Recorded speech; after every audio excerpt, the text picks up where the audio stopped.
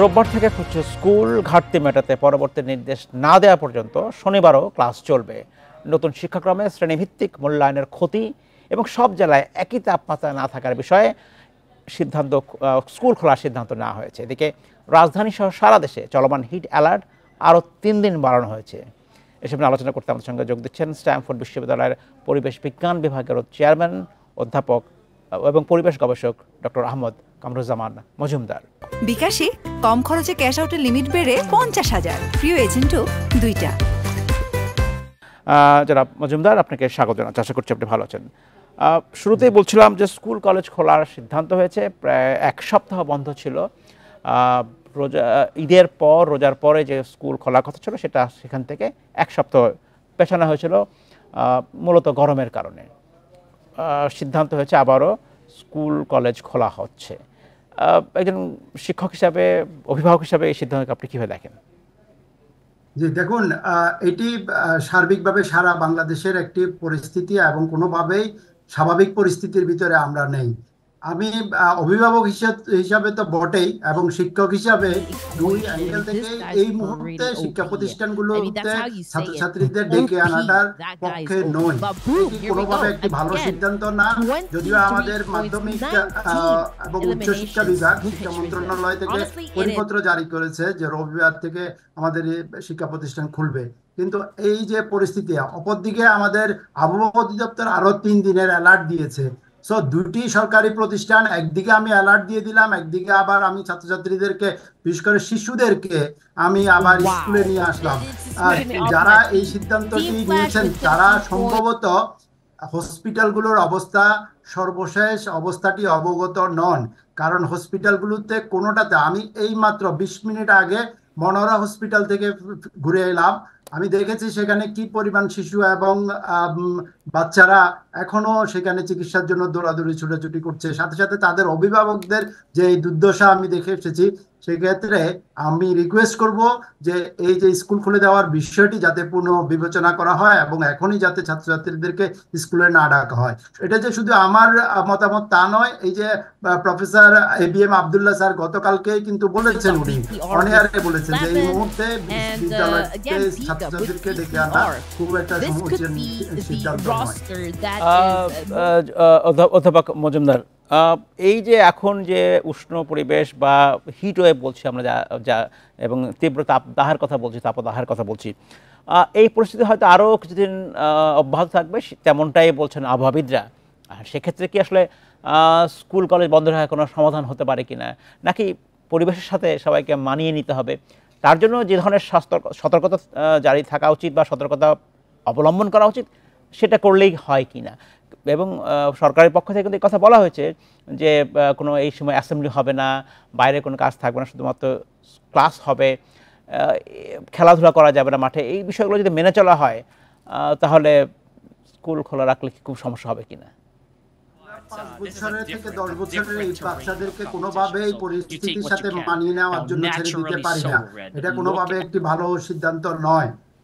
কারণ তাদের যে ইমিউনিটি এবং তাদের যে সার্বিক অবস্থা, তারা নিজেরা এটা এক্সপ্রেস করতে পারবে না। তাদের গায়ে ব্যথা কিংবা তাদের যে শরীর থেকে পানি চলে যাচ্ছে, ডিহাইড্রেশনে পড়ছে, ক্র্যাম হচ্ছে, কিংবা তারা হিট স্ট্রোকের দিকে যাচ্ছে। আমাদের এই পর্যন্ত 35 জন 37 জন কিন্তু এই পর্যন্ত মৃত্যুবরণ করেছে। সেই কারণে আমাদের রিকোয়েস্ট থাকবে এটি যে আরো কয়েকদিন আমরা যাতে দেখি, এবং এই বছরে আমরা এই পরিস্থিতিতে প্রথমবারের মতো পড়লাম যে আমরা হিট ওয়েভের জন্য অ্যালার্ট দিলাম। সো আমাদেরকে আরো দেখে শুনে সিদ্ধান্ত নিতে হবে। তাড়াহুড়োর কিছু নাই। কোভিডকালীন সময়ে আমরা অনলাইন ক্লাস করেছি মাসের পর মাস এবং বছর পর্যন্ত। অতএব এই বর্তমান পরিস্থিতিতেও আমাদের এটি খেয়াল রাখতে হবে, তা না হলে মৃত্যুর মিছিলটি আরো বড় হবে, সেটি আরো দুঃখজনক হয়ে আমাদেরকে দুর্বিষহ স্মৃতি বহন করতে হবে অনেক দিন ধরে। আমাদের সঙ্গে আছেন মাধ্যমিক ও উচ্চ শিক্ষা অধিদপ্তর মাওশীর পরিচালক অধ্যাপক সৈয়দ জাফর আলী। যোগ দেবেন উনি কিছুক্ষণের মধ্যে। যোগ দিচ্ছেন ঢাকা বিশ্ববিদ্যালয়ের শিক্ষা ও গবেষণা ইনস্টিটিউটের অধ্যাপক ডক্টর M তারিক হাসান। আপনাদের দুজনকে স্বাগত জানাচ্ছি। এই মুহূর্তে আমার সাথে আছেন জনাব তারিক হাসান। জনাব হাসান, আপনাকে জানতে চাচ্ছিলাম, আমরা বলছিলাম যে এই নতুন করে সিদ্ধান্ত হয়েছে মাওশীর পক্ষ থেকে স্কুল কলেজ আবারও খোলা রাখা হচ্ছে। মূলত তীব্র তাপদাহের কারণে এটা করা হয়েছিল। এখন এই সিদ্ধান্তকে আপনি কীভাবে দেখছেন? এটা যদি খোলা হয়ে থাকে, এক ধরনের অনেকেই বলছেন যে শিশুদের কষ্ট হতে পারে, ক্ষতি হতে পারে।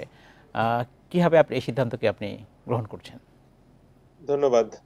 আসলে আমাদের তীব্র তাপদাহর যে Cannot even believe that we're down পরিস্থিতিটি to our চলছে, final game এটি as soon as আসলে we go back. শীঘ্রই যে But, কোনো ladies সমাধান and হয়ে gents, যাবে তা কিন্তু কোনো all নিশ্চয়তা নেই। I mean, more এবং action আমাদের will পুরো be গ্রীষ্মকালটি coming. সামনে Just don't go আরো এক্সপেরিয়েন্স করতে হবে। এই অবস্থাতে আমাদের তাপমাত্রা বাড়ারও কিন্তু সম্ভাবনা রয়েছে, এটিও জি, আমরা শুনতে পাচ্ছি আবহাওয়া জি। অধিদপ্তর থেকে। সেই অবস্থায় আমাদের শিক্ষার্থীদেরকে আসলে এই পরিস্থিতির সাথে কিভাবে অভিযোজন করা যায় সেটি শেখাটা বেশি জরুরি।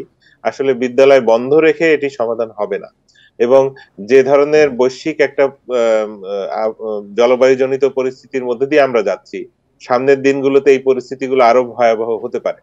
কাজেই এটিও আসলে আমাদের শিক্ষার্থীদের শিখনেরই একটি অংশ বলে আমি মনে করি। তারা কিভাবে তাদের জীবনযাত্রা পরিচালনা করলে, বাইরের কার্যক্রম পরিচালনা করলে, বিদ্যালয় কার্যক্রম পরিচালনা করলে এই পরিস্থিতির সাথে ভালোভাবে টিকে থাকতে Wait, পারবে, stay with us. এগুলোর We'll শিখন be right পরিবেশ back. তৈরি করাটা এবং এই অভিজ্ঞতাগুলোর মধ্যে দিয়ে তাদেরকে নেওয়াটা খুব জরুরি বলে আমি মনে করি। স্কুল এবং কলেজে যেসব নির্দেশনা দেওয়া হয়েছে, যখন স্বাভাবিকভাবে বলা হচ্ছে অ্যাসেম্বলি হবে না এবং বাইরে যেসব কার্যক্রম সেটা হয়তো করা হবে না, এই বিষয়গুলো কতটা মানা সম্ভব হবে? এবং এছাড়া যদি কোনো স্বাস্থ্যগত সমস্যা হয় কখনো, তার জন্য স্কুল কলেজগুলো বাড়তি প্রস্তুতি রাখতে বলা হয়েছে কিনা, বা প্রস্তুতি রাখার মতো সক্ষমতা আছে কিনা সব স্কুলের বা কলেজের? জি, এখানে নির্দেশনাগুলোর মধ্যে কিন্তু যথেষ্ট পরিমাণে পানীয় পানের বিষয় বলা হয়েছে এবং বাইরের কার্যক্রম বন্ধ, এবং পাশাপাশি অভিভাবকদের সচেতন করার জন্য নানা রকমের কার্যক্রমের কথা বলা আছে। জি, এবং শিক্ষার্থীরা যাতে যথেষ্ট পরিমাণে পানীয় সাথে করে নিয়ে আসে, ছাতা ব্যবহার করে, সেই বিষয়গুলোর বিষয়েও কিন্তু সচেতন করার বিষয়ে বলা হচ্ছে। কাজেই আমার মনে হয় যদি এটি বিদ্যালয়ের মাধ্যমে এই কার্যক্রমগুলো সঠিকভাবে পরিচালনা করা হয়, এবং জি, আর করাটা খুব কঠিন কাজও নয়, তাদের রেগুলার কার্যক্রমের অংশ হিসেবে এগুলো করা সম্ভব। এবং পানি ও পানের একটা বিরতি দেয়া যেতে পারে কিছু সময় পর পর বিদ্যালয়গুলোতে ঘন্টা বাজিয়ে, যখন সব শিক্ষার্থীরা পানীয় পান করবে। এগুলো পৃথিবীর বিভিন্ন দেশে কিন্তু এখন পরিচালিত হচ্ছে। আমাদের পাশের দেশ ভারতেও এগুলো এখন করা হচ্ছে। সেখানেও তাপদাহ চলছে। কাজেই এই কার্যক্রমগুলো পরিচালনার মাধ্যমে একদিকে শিক্ষার্থীদেরকে যেমন নিরাপদ রাখা সম্ভব, তেমনি যখন সে বিদ্যালয় থেকে বাড়িতে চলে যাবে সেই জি। পরিবেশটাতেও কিভাবে সে নিরাপদ থাকবে সেই বিষয়েও কিন্তু তখন অভিভাবককে সচেতন করা সম্ভব হবে। সেক্ষেত্রে যেটা বলা হচ্ছে যে স্কুলেরও যেমন দায়িত্ব আছে, অভিভাবকদের দায়িত্ব রয়েছে। আহ, তাহলে প্রথমে যে সিদ্ধান্ত নেওয়া হয়েছিল যখন এই যে হিট অ্যালার্ট জারি হলো, সেই সিদ্ধান্ত কি অনেকটা তড়িঘড়ি করে নেওয়া হয়েছিল? আমি মনে করি যে কিছুটা তড়িঘড়ি করেই আসলে নেওয়া হয়েছে। আমাদের হয়তো সেই সময়টি এই ধরনের প্রস্তুতির বিষয়গুলো খুব সুসংগঠিত ছিল না। হুম, তাই হুম। হয়তো একটা সাময়িক সিদ্ধান্ত নিয়ে তারপরে এই প্রস্তুতিগুলো নেওয়া হয়েছে। তারপরে হয়তো এই খোলার বিষয়টির ব্যাপারে সিদ্ধান্ত হয়েছে। আরেকটি বিষয় জানতে চাচ্ছিলাম, সেটি হচ্ছে যে স্কুলের সময়সীমা কমানো যেতে পারতো কিনা, বা শ্রেণীতে যখন একটা ক্লাসের যে পড়ানোর সময়, সেইটা সময় কমালো কি উপকার হতো কিনা, সেই দিকটাও ভাবা উচিত কিনা কর্তৃপক্ষের? সময় কমিয়ে দিলে যেটি হয়, আসলে শিক্ষার্থীর শিখন ঘন্টাগুলো তো আসলে নির্ধারণ করা আছে, সেইভাবে কিন্তু পুরো শিক্ষাক্রমটি সাজানো। জি, সেইখানে একটি বড় ধরনের ঘাটতি তৈরি হয়। এটিকে না কমিয়ে অন্য কোনো উপায়, অর্থাৎ বিকল্প কোনো উপায়ে শিখন কার্যক্রম পরিচালনা, যেমন কিছু কার্যক্রম বাড়িতে পরিচালনা, কিছু কার্যক্রম যদি অনলাইনে সুবিধা থাকে সে অনলাইনে পরিচালনা, অথবা ডিসটেন্স মোডে পরিচালনা, এরকম কিছু কার্যক্রম যদি সাথে এড করা যায়, তাহলে হয়তো আমরা এই বিদ্যালয়ে তার শারীরিক উপস্থিতির যে সময়টুকু সেটিকে হয়তো কিছুটা কমিয়ে আনতে পারবো। তবে এটি নিয়ে আগে এক্সারসাইজ করার দরকার আছে। জি। এনসিটিভির কর্তৃপক্ষের সাথে আলোচনার বিষয় রয়েছে, তারপরে এটি করা সম্ভব বলে আমি মনে করি। অনেক ধন্যবাদ। আমি একটু কথা বলতে চাই এখন মাধ্যমিক ও উচ্চশিক্ষা অধিদপ্তর বাংলাদেশের পরিচালক অধ্যাপক সৈয়দ জাফর আলীর সাথে। জনাব জাফর আলী, আপনাকে স্বাগত জানাচ্ছি। আমরা জানতে চাচ্ছিলাম যে যে যুক্তি দেখিয়ে এখন স্কুল খোলার সিদ্ধান্ত হচ্ছে, সেইটা কি অনেকটা তড়িঘড়ি করে সিদ্ধান্ত নেওয়া হয়েছিল কিনা ঈদের সময়? আহ, তখন যে কারণে আসলে বন্ধ রাখা হয়েছিল সেই বিষয়গুলো কিন্তু এখনও বিদ্যমান, অর্থাৎ এখনও হিট অ্যালার্ট জারি অবস্থায় রয়েছে। জি জি, আসলে না, আর ঠিক তড়িঘড়ি বলা যাবে না। আমাদের কাছে এই পরিস্থিতিটা সম্পূর্ণ নতুন। এই যে আবহাওয়ার পরিবর্তন, এই পরিবর্তন ঠিক এতটা পরিবর্তন এভাবে আমরা আমরা আগেই দেখিনি। এ কারণেই হয়তো যে সিদ্ধান্তটা তখন কর্তৃপক্ষ নিয়েছিলেন আমাদের শিশুদের স্বাস্থ্যের ঝুঁকি এড়ানোর জন্য এই সিদ্ধান্ত নেওয়া হয়েছিল। আমার মনে হয় এটা যথাযথ ছিল। আরেকটা জিনিস বলা হচ্ছে যে শনিবার ক্লাস হবে 4 মের পর থেকে। এইটা কতটা শনিবার আসলে এই এই ক্ষতি পুষিয়ে নেবার জন্য ক্লাস করতে হবে, বা এই জাতীয় কোনো নির্দেশনা আপনারা পাঠিয়েছেন কিনা ইতিমধ্যেই? আসলে শনিবার বলতে এখানে যে নির্দেশনা দেওয়া হয়েছে সেখানে বলা হয়েছে পরবর্তী নির্দেশনা না দেওয়া পর্যন্ত শনিবার গুলো শ্রেণী কার্যক্রম চলতে থাকবে। এখন পরবর্তী নির্দেশনা কথা বলা আছে, তবে আমার মনে হয় যে এক্ষেত্রে আমি আনুমানিক কিছু না বলেও এটা বলতে পারি যে আমাদের যে শিক্ষণ ঘাটতি হয়েছে একটু বছরে, এটাকে সামলে নেওয়ার জন্য, সিলেবাস কমপ্লিট করার জন্য এই যে যেটুকু ঘাটতি পড়েছে সেটুকু সামলে নেওয়ার জন্যই যে শনিবারগুলো প্রয়োজন হয়তো এমনটা হতে পারে। তবে যে নির্দেশনা দেওয়া আছে সেটা পরবর্তী নির্দেশনা না দেওয়া পর্যন্ত শনিবারও শ্রেণী কার্যক্রম করবে এমনটা বলা হয়েছে। সেক্ষেত্রে স্কুলের বেশ কিছু নির্দেশনা দেওয়া হয়েছে কিভাবে স্কুলে ক্লাস হবে, বাইরে কার্যক্রম বিষয়ে বলা হয়েছে যাতে কার্যক্রম না থাকে এবং অ্যাসেম্বলি হবে না, সব কিছু মিলে এই বিষয়গুলো নিশ্চয়ই কর্তৃপক্ষ দেখভাল করবেন, নজরদারি করবেন। ব্যাপারটা কি নজরদারি করার মতো যথেষ্ট সক্ষমতা আছে কিনা কর্তৃপক্ষের? না না, ঠিক এই আবহাওয়ার সাথে এই তাপমাত্রার যে যে সকল ক্ষেত্রে আমাদের সতর্ক থাকা উচিত, প্রতিষ্ঠানের কর্তৃপক্ষ সতর্ক থাকা উচিত। অর্থাৎ আমরা সেই সব ক্ষেত্রে বিশেষ করে রৌদ্রের ভেতরে যাতে শিক্ষার্থীদের যাওয়া বা থাকা না লাগে, যে অ্যাসেম্বলি সেটাকে বন্ধ করা হয়েছে, বা শ্রেণী কার্যক্রমের বাইরে যেটুকু পরিচালিত হয় শ্রেণীর বাইরে সেটুকু বন্ধ করা হয়েছে। এবং এছাড়াও এই তাপমাত্রা থেকে রক্ষা করার জন্য ছেলে মেয়েদের যে ধরনের সুযোগ সুবিধা দেওয়া যেতে পারে সেই সকল সুযোগ সুবিধা দেওয়ার কথাও বলা হবে। অসংখ্য ধন্যবাদ অধ্যাপক সৈয়দ জাফর আলী আমাদেরকে আপনার মূল্যবান সময় দেওয়ার জন্য। আমার সাথে আছেন স্ট্যামফোর্ড বিশ্ববিদ্যালয়ের পরিবেশ বিজ্ঞান বিভাগের চেয়ারম্যান অধ্যাপক ও পরিবেশ গবেষক ডক্টর আহমদ কামরুজ্জামান মজুমদার। ডক্টর মজুমদার, আপনাকে স্বাগত জানাচ্ছি। আরেকবার আপনার কাছে জানতে চাচ্ছিলাম, আমরা মূলত আলোচনা করছি স্কুল কলেজের ক্লাস নিয়ে। আপনি বলছিলেন যে আরও কিছুদিন হয়তো বন্ধ রাখা যেতে পারে। একটা কথা যেসব শিক্ষাবিদের সাথে কথা বলছিলাম আমরা, তারা বলছেন যে আসলে এই পরিবেশের সাথে মানিয়ে নেওয়াটাও একটা কাজ, সেটাও হয়তো এক ধরনের শিক্ষা। একজন পরিবেশ বিজ্ঞানী হিসেবে আপনার কাছে জানতে চাচ্ছি, এখন আমরা এই বছরে যে গরমের কথা বলছি, উষ্ণ আবহাওয়ার কথা বলছি, এইটা বোধহয় আগামী আরও কয়েক বছর এরকমই থাকবে। সেক্ষেত্রে স্বল্পমেয়াদী আসলে কী ধরনের পদক্ষেপ নেওয়াও যেতে পারে বাংলাদেশে যাতে এই তাপমাত্রা কমতে পারে বা প্রশমন হতে পারে? দেখুন, তাপমাত্রা যেই সব কারণে বৃদ্ধি পাচ্ছে সেগুলো কিছু প্রাকৃতিক কারণ আছে, কিন্তু অধিকাংশই মানুষ সৃষ্ট কারণ, এবং বৈশ্বিক বা আঞ্চলিক যে ফ্যাক্টরগুলো আছে সেগুলো মিলে বিশ্বব্যাপী প্রায় 1.5 ডিগ্রি সেন্টিগ্রেড তাপমাত্রা বৃদ্ধি পেয়েছে।